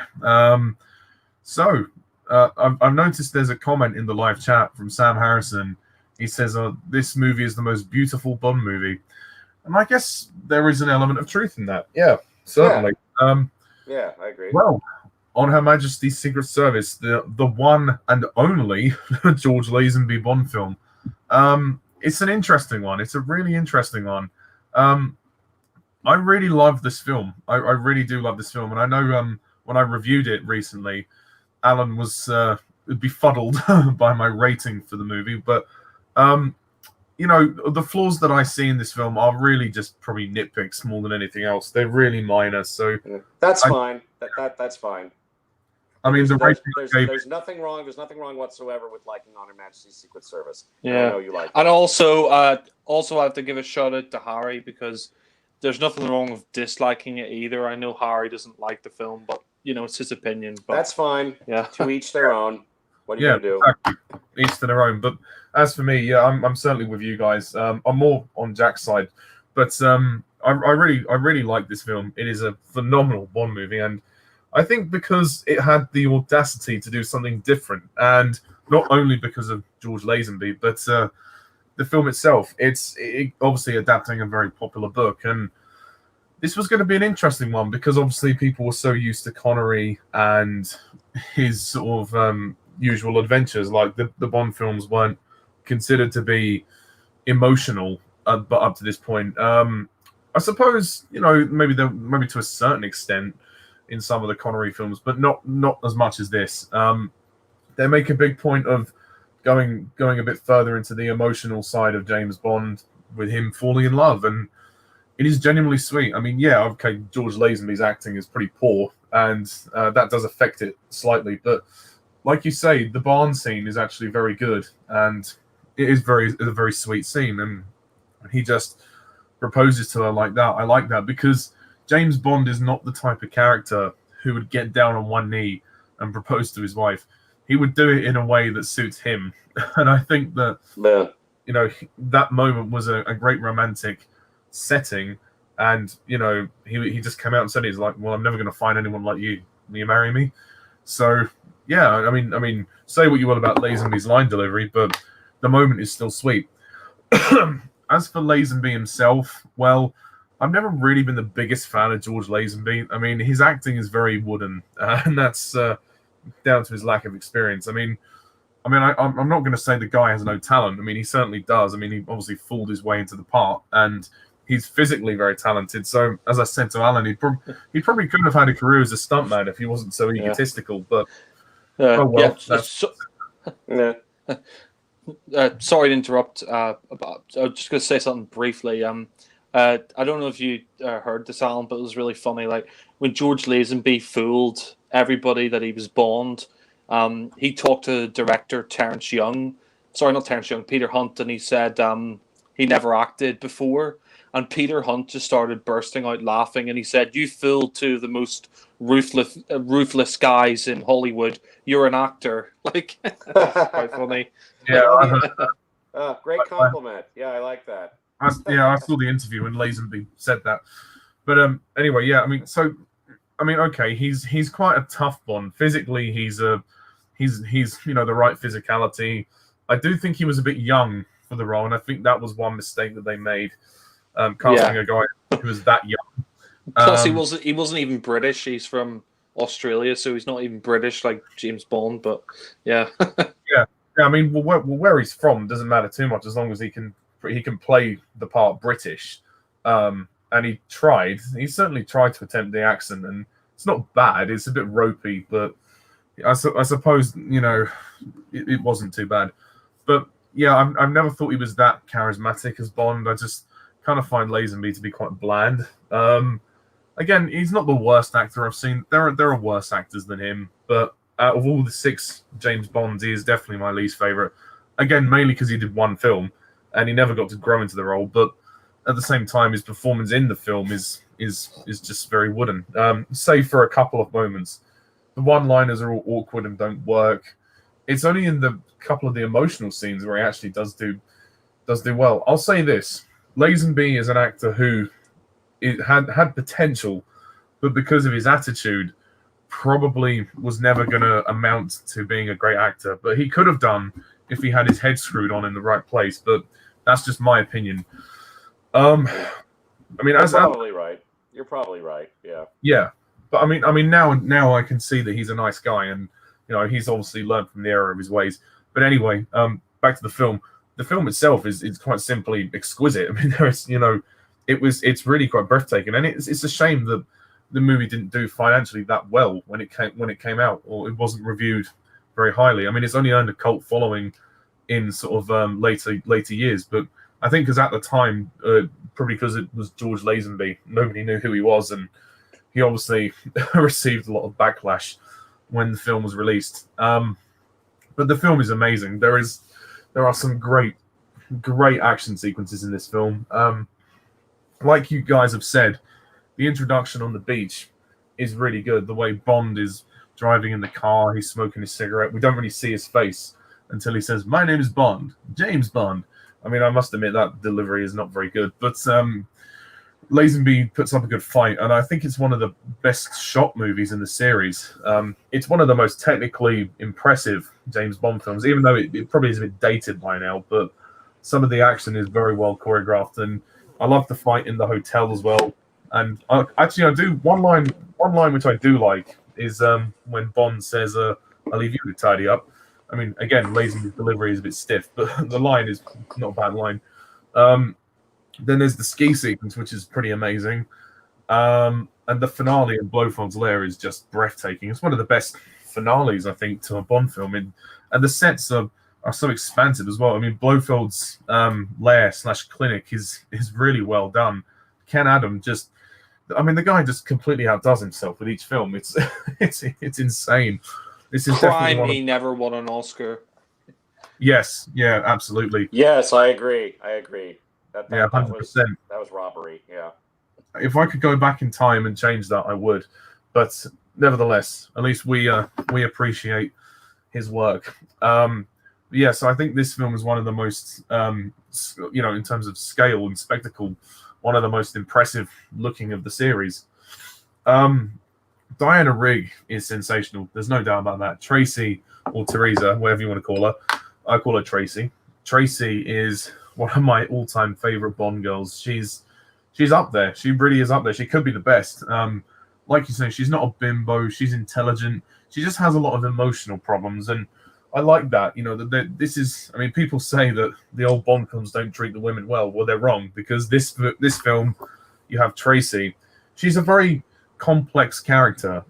Like you say, she's emotional. I mean, the movie opens with her trying to take her own life. So clearly there's a lot of emotional baggage there. She's almost unsure of herself, and she's got a lot of high expectations in her life, and she just doesn't know what to do. She's kind of got nowhere to go, and I like that Bond is there to comfort her and stuff. And I believe this love story, despite Lazenby's crap acting, I still believe that these two are in love, amazingly, and he saves her life. And she's a really interesting character. I mean, and again, she's not dumb; she's intelligent. She also wants her father to kind of stop interfering in her life.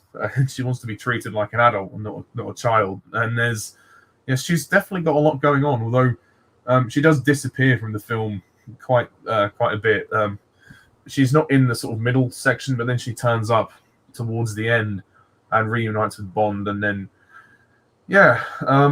when she dies at the very end of the film, it's incredibly sad when she's shot by Irma Bunt as her and Blofeld drive past, and when Bond cradles her and says, "Oh, we have all the time in the world." I mean, that's lovely. I mean, the montage with the Louis Armstrong song is beautiful. It's one of my favorite scenes in Bond. Actually, it's just, even though there's no dialogue or anything, you just see shots of them in love and everything. It's wonderful. You know what I mean? It's a really nice change, and it's refreshing for the Bond series. I mean, because the previous 5 movies never really had scenes like this. So I guess maybe this was another reason why they thought this isn't James Bond. Like when it first came out, they probably thought, "Oh, well, what are they trying to do here? It's a bit weird with this new guy and everything." So I guess people got comfortable with Sean Connery and the style of his movies. But I like that this film dared to be emotional, and I appreciate that. I mean, I'm not saying it did it perfectly, but it's very good. It's very, very good. And the score by John Barry, oh my God, this score is phenomenal. The score is potentially one of the best in the series. Not only for that amazing theme at the beginning, which is in the titles. I mean, of course, they couldn't come up with a theme song called On Her Majesty's Secret Service. I mean, On Her Majesty's Secret Service, maybe we never have heard this. I mean, you know. Yeah, I mean, how can you? I mean, it was impossible. Yeah. Yeah, it's impossible. But nevertheless, the theme music in the titles is fine. I really like it. And the title sequence is good. I like it. I like the use of the old clips. Again, just to remind people that he is the same guy. And they do constantly reference that, even though he's regenerated. and he looks younger. Oh, God, could you imagine if you had Sean Connery saying, "I don't want to go, Lash"? Yeah, I don't want to go, Lash. Yeah, no, that would be funny. But I will agree with you about Lois Maxwell. I think her and Lazenby, it just comes off as awkward. It's not really their fault. It's more just the fact there's the age difference. Like, I would have rather they cut out some funny bits, because thinking about it now, watching that scene the last time I watched the film, it was awkward because Lazenby's so much younger than her. And when she's like, "Oh, my problem is you never do anything with me," I was like, "Oh, let's keep it that way." Yeah. I mean, she's like 12. She's like 12 or 13 years older than Lazenby, so it is quite a big age difference. Like, she was in her early 40s. I think he was in his late 20s. So yeah, quite awkward. Yeah, exactly. I mean, that being said, it's lovely when she appears at his wedding and then he throws the hat to her, and you know she's obviously shedding a tear for him. I think you're right, Jack. She probably is sad that she couldn't be the one there to marry him, but at the same time, she's happy for him. You know, she sees him as a good friend as well. So I think there's a mixture of emotions. I mean, there always is on a wedding day. So yeah, that was a lovely moment, and yeah, her performance is great. Draco, yes. Tracy's father, he's a good character. He's not really in it that much, thinking about it now. He's only in a few scenes, but I quite like him. Obviously, some of the dialogue he has is, I mean, wouldn't work in the Me Too movement now, but back in the 1960s, it was just the way it was. So, yeah, he's just, when he says she needs a man to dominate her, you know, clearly it's obviously a bit forceful the way he said that, but he genuinely means that he wants someone to look after her, because, you know, he's not going to be around forever. And sorry to interrupt, Ollie. One thing I think we all forgot to mention, I like the bit where Bond gets in his car and then Tracy's dad hands him the check for the money, and he's like, "No, I don't want it. You know, I've genuinely fallen in love." I think that's a nice little scene where he refuses to take the money from Tracy's dad because he actually loves Tracy. But yeah. I mean, I was going to come on to that, but thanks for mentioning it. Yeah, and Bond does the decent thing. He's like, I don't need to be bribed. I don't want your money. I love the girl, and I think he proves to Draco that he does love Tracy, and he looks out for her, which is lovely. But I mean, it's a shame we never got to see Draco's reaction to Tracy's death, because that would have been heartbreaking for him. I mean, to lose his daughter, I mean, my God, that would be the worst thing. But I mean, that's only a little thing anyway. It's not really a complaint or anything. Blofeld, yes, Telly Savalas is fantastic as Blofeld. I don't really mind the fact that he's American. It doesn't matter to me too much. And I love his plan. I think the story is very interesting, like how he's trying to launch his gas and whatever to and which he's testing on the girls in his clinic.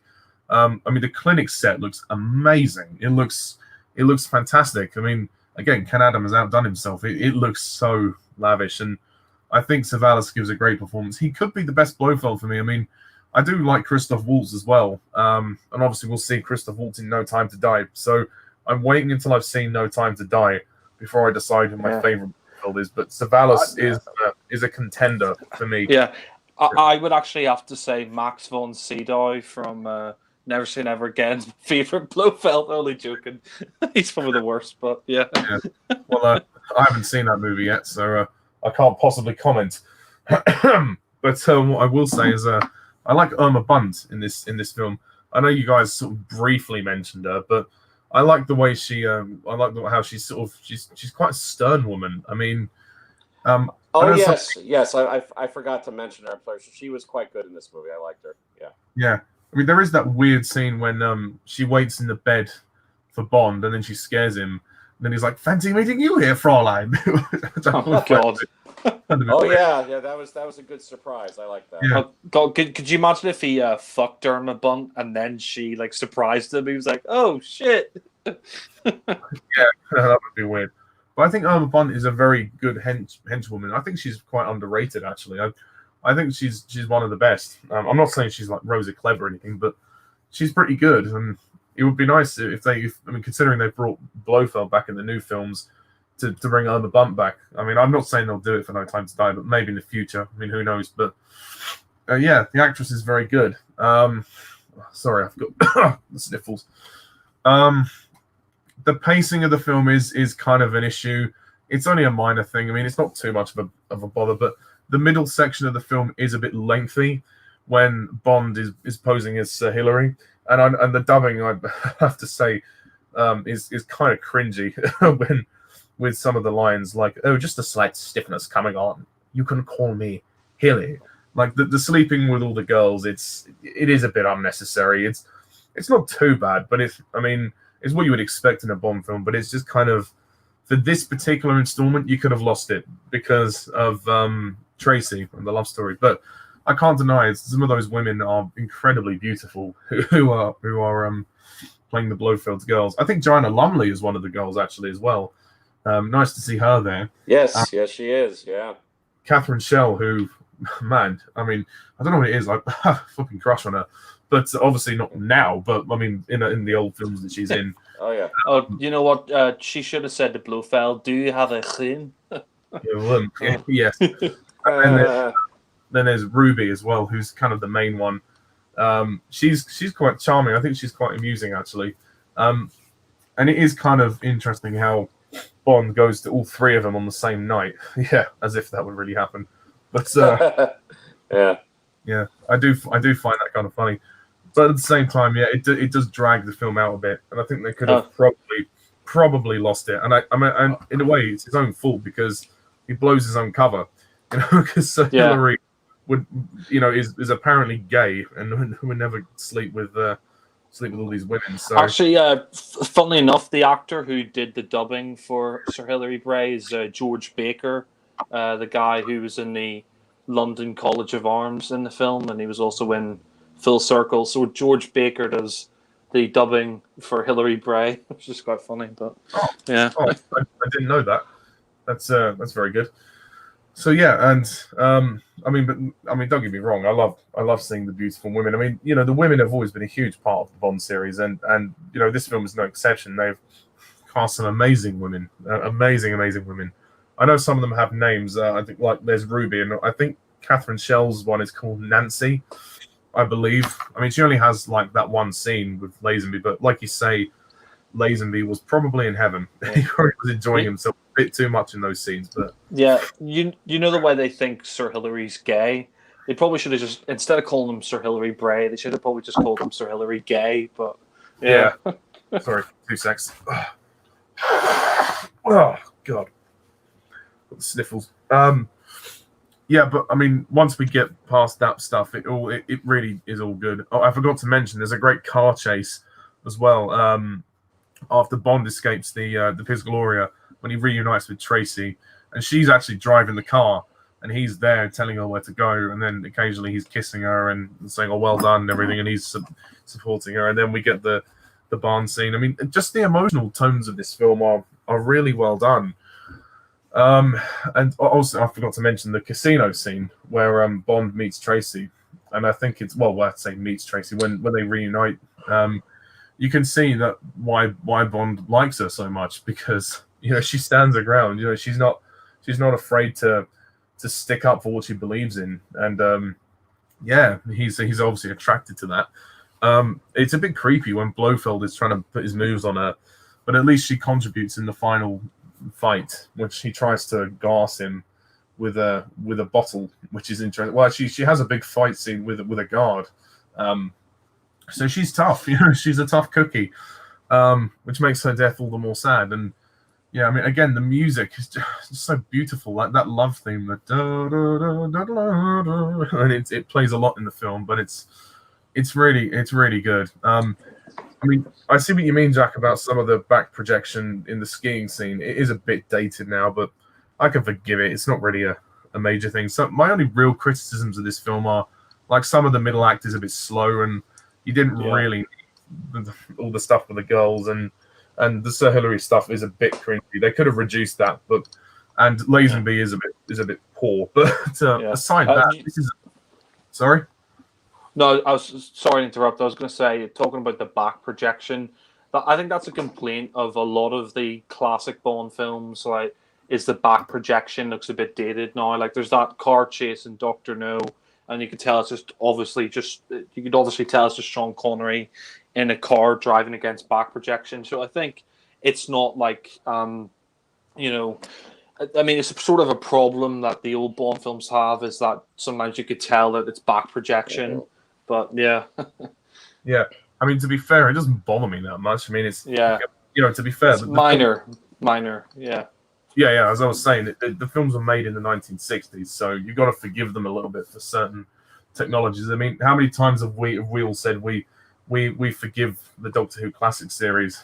Up to a point. There's apart from Invasion of the Dinosaurs. I was going to say, we have our limits. We obviously, our limits. We can forgive the cheapness of some of the stories, but certain stories like that, no. So I mean, on a Majesty Secret Service, there's not much else to add. I think Peter Hunt's direction is perfect. I mean, it's a shame he didn't do another film. It would have been great. Perhaps if Lazenby stayed on, he would have done. I think the reason he. Sorry to interrupt again. Last time I'll interrupt.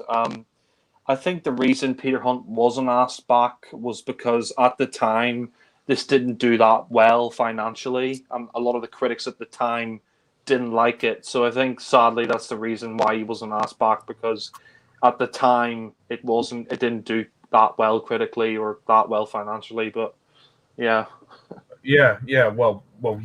clearly. So it's a real shame he didn't come back, but oh well. And as for Lazenby, I don't think he would have even if he didn't choose to leave, they may have let him go anyway, because I don't think he was very popular with the fans when the film was released. And I think he actually left, although I think apparently he left sort of around the time of the premiere, or basically after the premiere he'd quit. So it wasn't long after the release of the film where I think he finally just said, you know what, I'm not going to do this anymore. Yeah. So, apparently they were pissed off because he didn't shave or have a haircut for the premiere.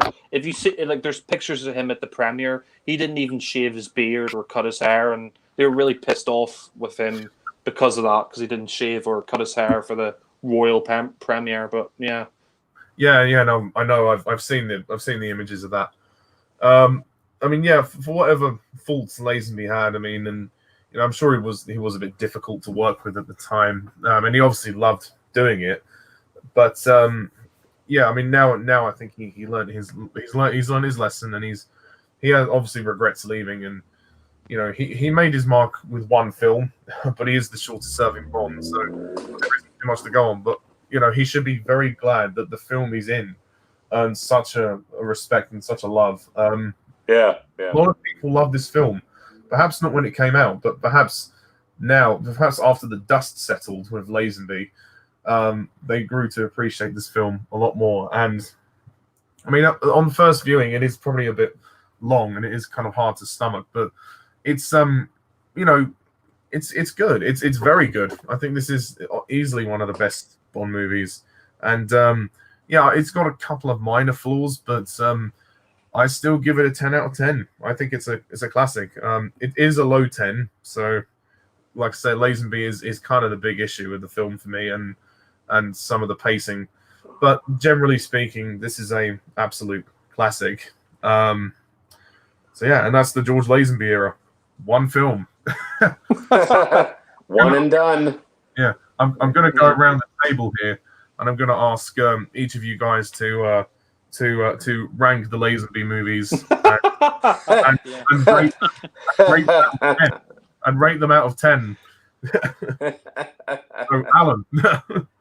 I rank Honor Majesty's Secret Service at number 1 because that's all there is. Too low. Yeah. And again, the only thing that stops me from giving it a perfect 10 is that some of the pacing in it is a little slow here and there. But otherwise, you know, other than that one lone criticism of mine, I think it's a fantastic Bond movie. And I do like George Lazenby as Bond. He definitely had potential. It's a shame he left after only one movie, but oh well, there you go. So I give Honor Majesty's Secret Service a 9 out of 10. Fair enough. Jack, what about your ranking? And well, at the bottom, I would have to put Honor Majesty's Secret Service, and then and then above that, I would have to put Honor Majesty's Secret Service. Then in the middle, I would have to put Honor Majesty's Secret Service, and then at the top would be Honor Majesty's Secret Service. So that's how I'd rank his film. So you rank the movie in thirds. Yeah. Lol. No, I mean, just a sort of brief summary on his era, quote unquote. Is it really an era? I mean, is it really one film? I mean, one thing I will say is this was a great debut for Lazenby, and it was also a great send-off for him as well. So, but and the middle wasn't so bad either. Yeah. No, I mean, in all seriousness, I think, you know, for this one film, I think it was a really great film. I think it's, you know, funnily enough, like you've got probably the weakest James Bond, well, one of the weakest James Bonds. Yeah, I mean, according to the fans, probably the weakest James Bond and one of the best Bond films. So, I mean, that is something to say. I mean, that is one good thing you could say about George Lazenby, is that even if he isn't the best Bond, he did star in one of the best Bond films. So he has that to say. Oh, I was in Honor Majesty's Secret Service, one of the best Bond films. And I think Mark Kermode, he's not really a big he's not a big fan of George Lazenby. Daniel Craig's his favorite Bond, but Honor Majesty's Secret Service is his favorite film. So even if he is the worst Bond or one of the worst Bonds, he is in one of the best films. But you know, Lazenby, I don't think he was particularly great as James Bond. But I don't hate him either. I mean, there are worse actors, but he's not the best. But nonetheless, I do think he was quite competent in the action scenes. I do think there are a couple of scenes where he's genuinely quite good, like the scene in the barn where he's asking Tracy to marry him, and then the scene at the end where he's sort of upset about her death. So I mean, George Lazenby. You know, he wasn't going to stick around forever, let's be honest. I mean, his agent... He was kind of left before he started, really. Yeah. I mean, his agent told him... I mean, when this came out, this was like 1969. So you say something, Alan? No, I'm fine. All right. I thought you said, oh, here we go. No. Sorry. I'm fine. All right. No, I was going to say, yeah, no, I'm going to wrap up anyway. So, no, I mean, he wasn't going to stay around forever. And, you know, this is the time of Easy Rider and stuff like that. And, his agent told him to sort of sling his hook, get away from the franchise. But yeah, I think he did a good job.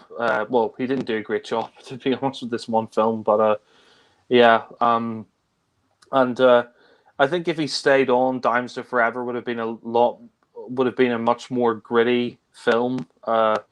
I think it would have been a much darker film. Apparently, they were going like if Lazenby stayed on for Diamonds Are Forever, it was going to be a much darker film. So maybe it would have been good if he did stay on, and he could have got some acting lessons and got better in a role. But yeah, and yeah, the film's great. So yeah, 10 out of 10. So that's my thoughts. George Lazenby, kind of glad he left after one film, because then we got Roger Moore afterwards. Well, Connery came back, and then we got Roger Moore. But yeah.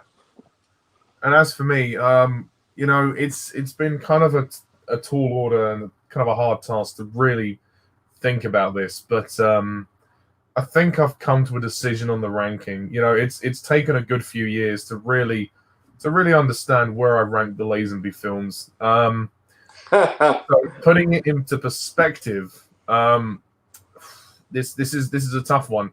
I'm probably gonna have to say at number one is On Her Majesty's Secret Service. I mean, it's a win-win, isn't it? And I definitely score the Lazenby era a 10 out of 10. I mean, okay, in all seriousness, it's a short era, short but sweet. The Bond actor in said era is obviously not everybody's favorite choice. And the fact that some people don't like the movie, I'm not talking about Harry. The fact that some people don't like the movie because of Lazenby, I think that's a little unfair. I think it's important to judge the film on its other merits as well, because it is a fantastic film. It is very well made, and I have gone back to it on quite a few occasions. Even though I have to kind of suffer through George Lazenby, but it's not too bad. It's there are worse performances in film. He's just a very understated actor. His performance is kind of wooden and spare for a couple of scenes. So obviously he is the James Bond that could have been, and probably shouldn't have been for some people. He's certainly cool. I think he's probably the most controversial actor to play James Bond. Certainly has caused the most controversy with casting and also with his actual performance. And not a lot of people choose to remember him, but there are some people. There's a few that actually do really like him, and they thought he was tough and good, and they wished he did more than one film. But I think because he did one film, it's hard for him to really be compared with the others. Even though Dalton only did 2 films, he's still a more impressive Bond than Lazenby. Even though I think On Her Majesty's Secret Service is 10 out of 10, and Dalton's films aren't 10 out of 10. Acting-wise, Dalton definitely has it better. So number of films doesn't necessarily determine how good a Bond actor is or how bad they are. But Lazenby was lucky; he was in a great film. But again, his performance or lack of performance skills really shows. But that being said, I won't ever dismiss this film. I will always have it in the collection. I will always go back to it. It is in my top 10 Bond movies. It could be. I mean, it's in the lower half of the top 10. It could have been even higher if Connery did the movie. I mean, but that being said, taking it how it is, Lazenby is in the film. That's how it is.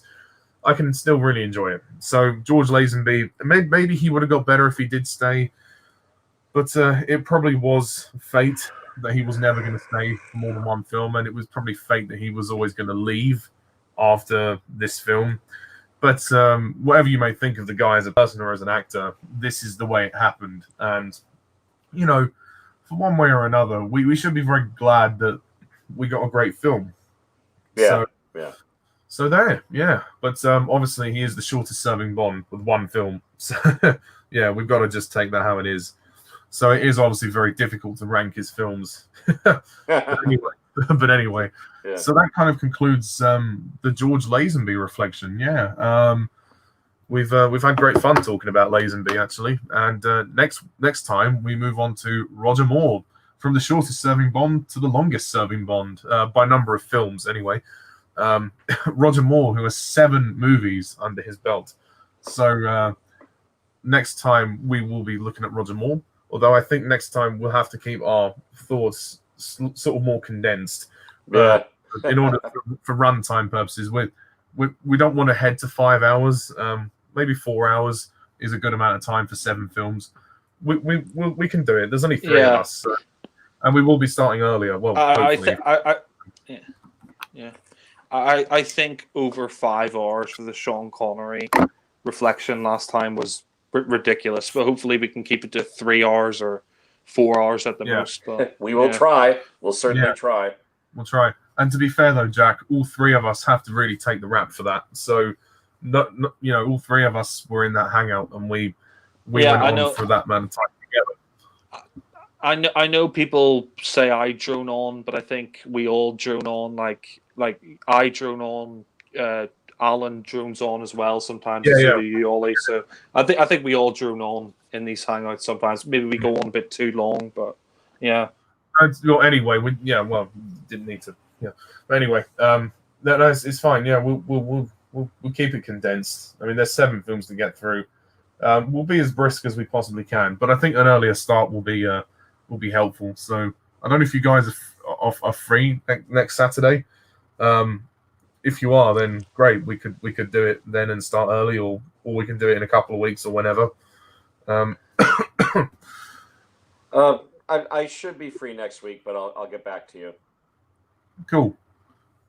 What about you, Jack? I should be free, but if anything pops up, then I'll tell you. Cool.